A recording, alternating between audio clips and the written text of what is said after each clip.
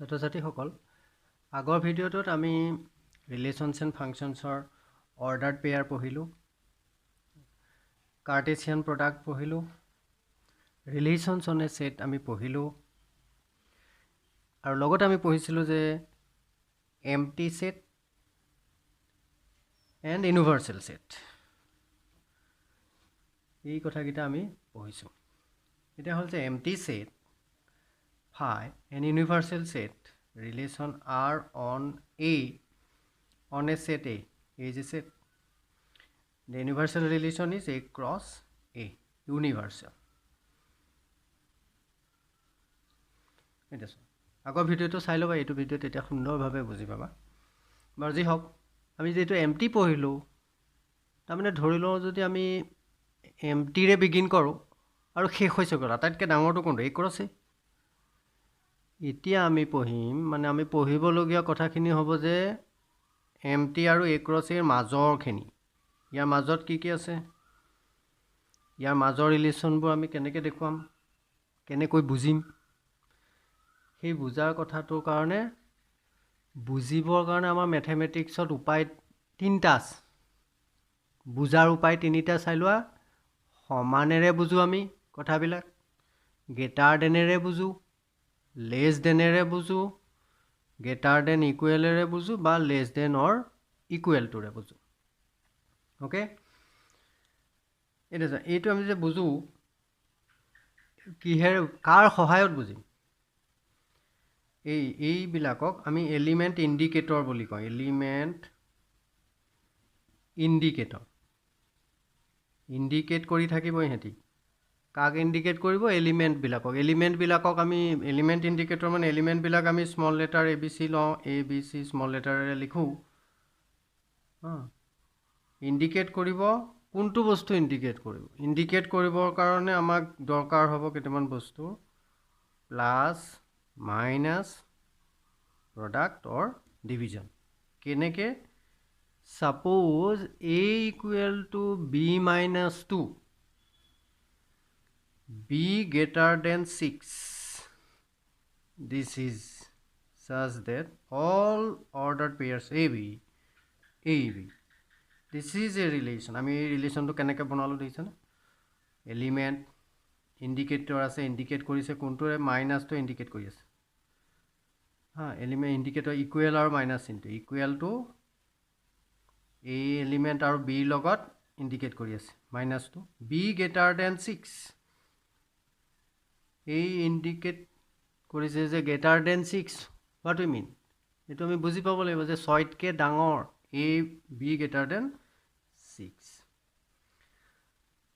আৰু define on a set, greater than 6 means natural নাম্বাৰেই হ'ব অভিয়াছলি, গতিকে সেইকাৰণে আমাক এটা ছেট লাগে। ৰিলেশ্যন অন এ ছেট, মই কৈছিলোঁ যে ৰিলেশ্যন অন এ ছেট আমি আগৰ চেপ্টাৰত ধুনীয়াকৈ পঢ়ি আহিছোঁ। On a set means R is a subset of A cross A। Okay, so' ইয়াতে R আমি কি হ'ব? অন এন বুলি আমি ডিফাইন কৰিম। Okay, R on N, that is R is a subset of N cross N. So এইটো question তোমালোকৰ exercise number 1.1-ৰ কুৱেশ্যন নাম্বাৰ 16। ইয়াত তোমালোকক কৈছে যে given this relation then choose the correct answer. Correct answer. Answer to choose কৰিব দিছে। A দিছে তোমালোকক 2 4 belongs to 4, belongs to R. B দিছে the set of ordered pairs 3 8 belongs to R. C দিছে 6 8 belongs to R. D দিছে 8 7 belongs to R. Okay, solution আমি এটা সলিউশনটো চাম। আমাক ফাৰ্ষ্ট ইণ্ডিকেট কৰিছে যে কুৱেশ্যন, আমি মেথমেটিক্সত কুৱেশ্যন কৰোঁতে সদায় চাব লাগে হোৱাট ইজ গিভেন। মেইন গিভেনটো হৈছে যে B গ্ৰেটাৰ দেন 6 আৰু B belongs to N। A আৰু B দুইটাই A and B belongs to the set of natural numbers. A equal to B minus 2 given হৈছে যে B গ্ৰেটাৰ দেন 6 মানে B ভেলুবিলাক কি কি হ'ব? 7 ল'ব পাৰোঁ, 8 ল'ব পাৰোঁ, 9 ল'ব পাৰোঁ। কিন্তু যেহেতু আমাক অপশ্যন দিছে চোৱা আমাৰ বি ভ্যালু ইয়াতে 4 আছে ইয়াতে 8 আছে ইয়াতে 8 আছে ইয়াতে 7 আছে তাৰমানে 7 আৰু 8 হ'ব 7 আৰু 8 লৈ আমি চাম a = 7 ল 7 - 2 হলে 5 হয় 5 আছে নে ইয়াত a 5 আছে নে নাই গতিকে 5 টো নহব a = 8 ললে কি হ'ব 8 - 2 6 6 আছে নে yes 6 আছে so correct option is answer C is correct C is the correct answer এনেকৈ তোমালোকৰ প্ৰবলেমবিলাক কৰিবা একেবাৰে easy this is the relation এতিয়া আমি number of relations in a set number of relations in a set number of relations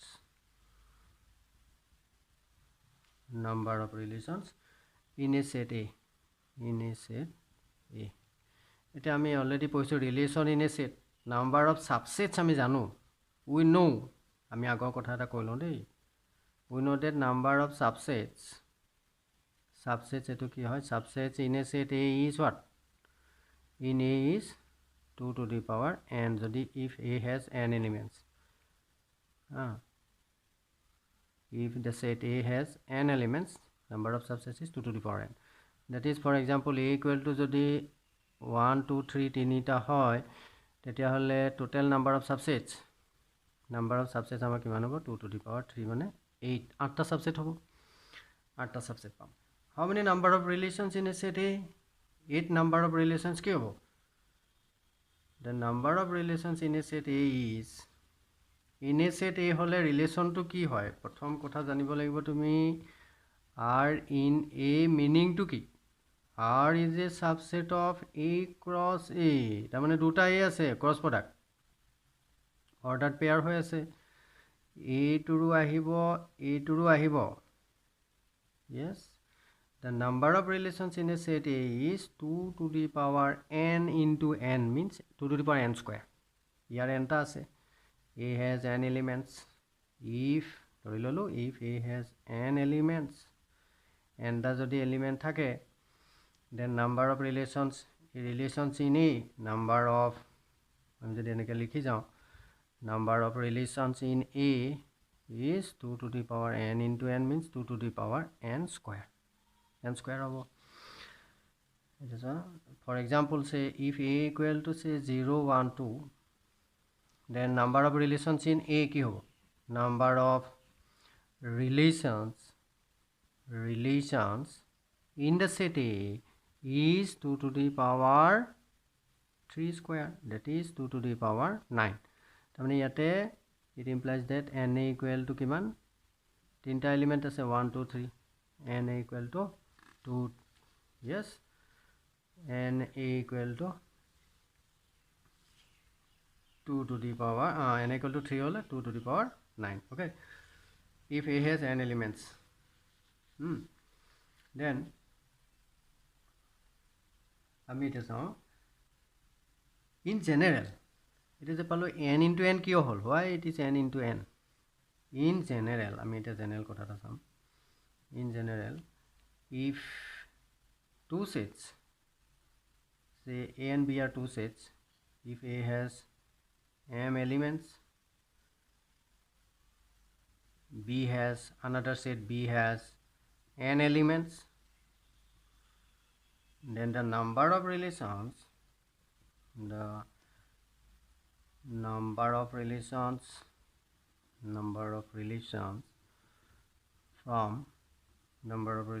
from the set A to B is 2 to the power m into n A যদি তিনটা থাকে B যদি দুটা থাকে কি হ'ব 2 to the power 6 হ'ব 2 to the power 6 টা রিলেশন থাকিব এটো কোৱেশ্চন আহিলে এতিয়া ইয়া তিনটা পাৰ্ট পালে এটা পাৰ্ট এটো এটা পাৰ্ট হৈছে A আৰু এটা পাৰ্ট অলৰেডি তোমালোকে জানা ক্লাস 11 ত আছিল নাও এটা আমি 3 নম্বৰ কথাটোলে আমাৰ empty relation universal relation পঢ়িলো আমি নাও reflexive relation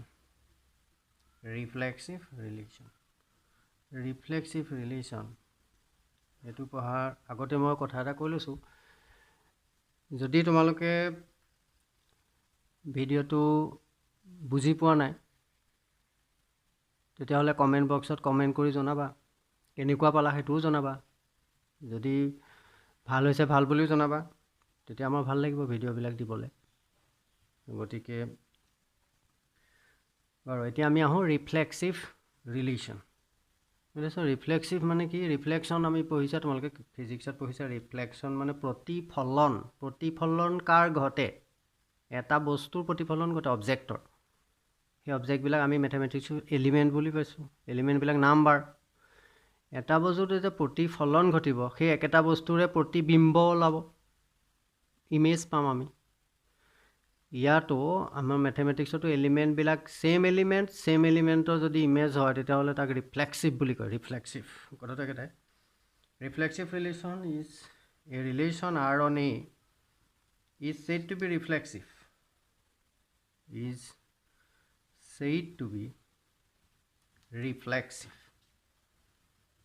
if A image to A belongs to R ইয়াক আমি এনেকৈ লিখোঁ আচলতে A is related to A বুলি আমি লিখিম okay for every A belongs to A এইটো আছে equal to যদি 1 2 3 4 ধৰা then the relation আহিলে অৰ্ডাৰ পেয়াৰ আহি যাব 2 2 3 3 this relation it is reflexive 2 2 3 3 আৰু এটা লাগিব 4 4 টো লাগিব yes 4 4 ধৰি ললা okay this is called reflexive relation reflexive relation now symmetric relation to ami keneke sam symmetric a relation R is said to be symmetric relation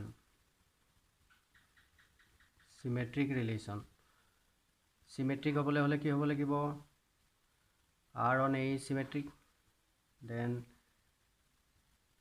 if AB belongs to R implies that BA belongs to R AB BA hobo lagibo tetia R to symmetric hobo কোনবিলাক ক্ষেত্ৰত হ'ব symmetric আমি এটা example দিব পাৰো if A is a set of even natural number then R is the ordered pair AB such that A plus B is divisible by 2 this is symmetric relation কাৰণ আমি চাব পাৰো যে 2 4 belongs to R implies 4 2 belongs to R yes and 3 number টো হৈছে তাৰ পিছৰটো হৈছে আমাৰ কি হ'ব it is 4 এটো 5 হ'ব transitive relation yes transitive হ'বলৈ হলে আমাৰ কি হ'ব লাগিব if the ordered pair AB belongs to R and BC belongs to R this implies that AC belongs to R এইবিলাক ordered pair আগৰ কথাবিলাকে আছে so transitive তো আমি যদি এটা এক্সাম্পল দিও A equal to the set of positive integers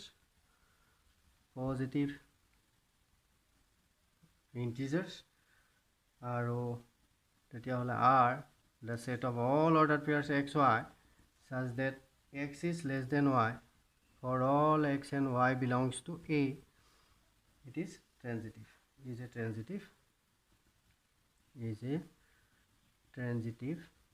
relation yes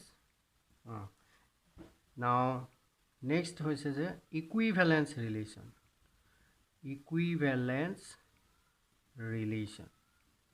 আমি এটা পঢ়িছো যে if a relation R is said to be equivalence R is an equivalence relation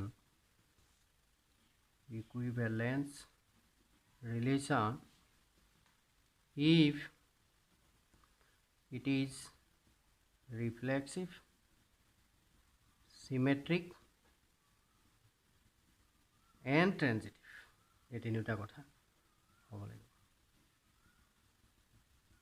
yes ছাত্ৰ-ছাত্ৰী সকল এটা কথা হ'ল আমি থিওৰি কিটা পঢ়িলো এতিয়া আমি এই থিওৰিখিনি প্ৰেক্টিক্যাল এক্সাৰসাইজলৈ যাম এক্সাৰসাইজ অংক কৰিম আৰু লগতে তোমালোকে মোক হোৱাটছএপ কৰি এক্সাৰচাইজৰ অংকবিলাক কৰি দেখুৱাব লাগিব হোৱাটছএপত মোক মোলৈ পঠিয়াবা মই তোমালোকৰ আনচাৰবিলাক চাম আৰু যদি কিবা ভুল হয় মই উত্তৰ দিম আৰু এক্সাৰচাইজ নেক্সট মোৰ ভিডিঅ'টো হ'ব এক্সাৰচাইজ আমি কেনেকৈ কৰিম তাৰ ওপৰত অ'কে থেংক ইউ